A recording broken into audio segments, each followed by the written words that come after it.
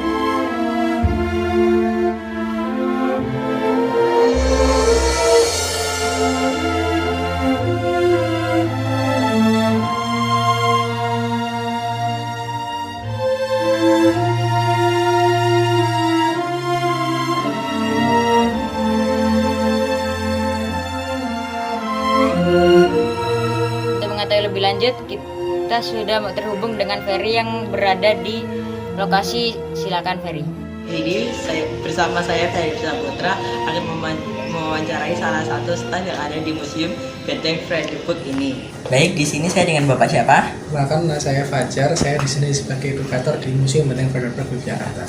Bapak, saya izin menanyakan beberapa pertanyaan di sini. Bisakah cerita sedikit tentang sejarah museum ini?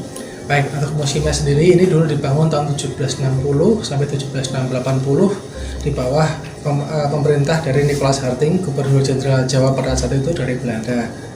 Dulu awalnya bangunan benteng ini menggunakan kayu, namun oleh Nicholas Harting karena dirasa kurang kuat akhirnya diperkuat menggunakan batu bata. Dan dulu awal nama benteng ini malah bukan Benteng Vredenburg. Dulu awal nama benteng ini namanya adalah Benteng Rustenburg, yang berarti benteng peristirahatan, karena dulu lebih dicondongkan untuk peristirahatan para perwira Belanda yang datang dari Batavia ke Yogyakarta. Mereka beristirahat pertama kali di sini.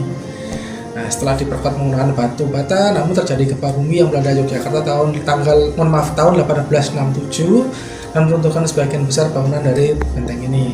Dan akhirnya dibangun ulang oleh Belanda. Dan setelah dibangun ulang, waktu itu nama benteng ini diubah menjadi Benteng Vredenburg, yang berarti benteng perdamaian, untuk menyimbolkan perdamaian dari pihak Belanda dan pihak Keraton Yogyakarta, yang mana pada saat itu memang tidak banyak terjadi konfrontasi. Gitu. Jadi untuk segera singkatnya kurang lebih seperti itu. Baik, lanjut ke pertanyaan kedua. Ya. Apa sih koleksi artefak yang paling menarik di museum ini? Kalau menurut saya atau menurut banyak orang? Menurut Bapaknya? Kalau menurut saya sendiri yang paling menarik itu adalah di bagian, kalau menurut saya ya, ada beberapa sih yang menarik, namun kalau buat saya pribadi itu adalah ada koleksi yang namanya gogok dan poci. Nah, apa itu gogok dan poci? Gogok itu adalah kalau dulu tempat untuk menampung minyak, namun pada zaman itu gogok itu dipakai untuk digunakan untuk menyimpan opium, jadi disalahgunakan dulu penggunaannya. Opium itu nanti kalau dulu itu opium akan digunakan oleh tentara Indonesia pada saat itu untuk jual beli alat-alat perang, namun juga dikonsumsi sendiri. Efeknya apa ketika mengonsumsi opium? Karena opium itu nanti kurang lebih efeknya adalah memiliki efek, kalau misalnya ada yang tahu untuk bius itu kan tidak rasa sakit kan? Ya. Nah, opium itu nanti juga ada efeknya seperti itu, efek anestesi. Nah, dulu ada cerita yang mana ketika ada tentara itu sebelum berangkat perang itu minum opium tersebut, dituang ke dalam sebuah poci kurang lebih lebarnya sebesar ini, nanti diminum, diseduh pakai air panas. Nah, ketika itu diminum terjadi efek anestesi yang mana ketika tentara tersebut ditembak dia nggak merasa sakit, jadi dia akan merasa langsung maju terus berperang. Nah, namun ketika darahnya dia sudah habis karena tertembak atau terluka, dia akan langsung meninggal seketika. Jadi kurang lebih dulu itu kayak semacam ada sejarah yang menarik dari sini. Ya. Gitu. Apa tantangan terbesar apa tantangan terbesar dalam mengelola museum ini?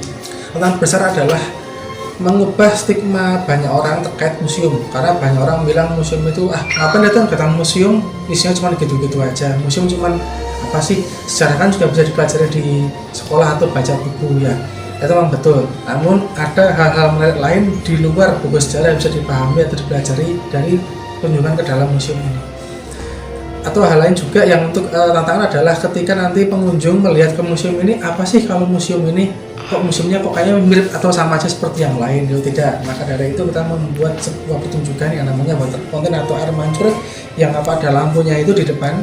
Banyak terjadi setiap hari Jumat, Sabtu, Minggu jam 18.30 sampai 20.00. Nanti kalau misalnya pas setelah bulan puasa ada yang mau datang ke situ untuk melihat itu, nah itu bagus sekali, itu sebagai salah satu untuk menarik perhatian pengunjung agar berkunjung ke museum juga.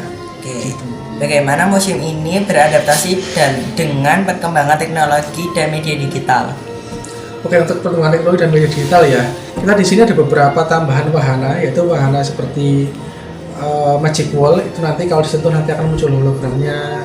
Dan juga ada komik digital dan juga relief digital, itu karena perkembangan teknologinya. Kalau kadang orang melihat koleksi aja kan sering bosan, oleh karena itu apalagi orang Indonesia ya, orang Indonesia kalau dengar cerita itu kan lama-lama ngantuk. Nah, kita menambahkan yaitu teknik audiovisual yang mana orang akan melihat dan akan menikmati sejarahnya berurutan. Contohnya seperti kayak Magic Wall itu nanti dipegang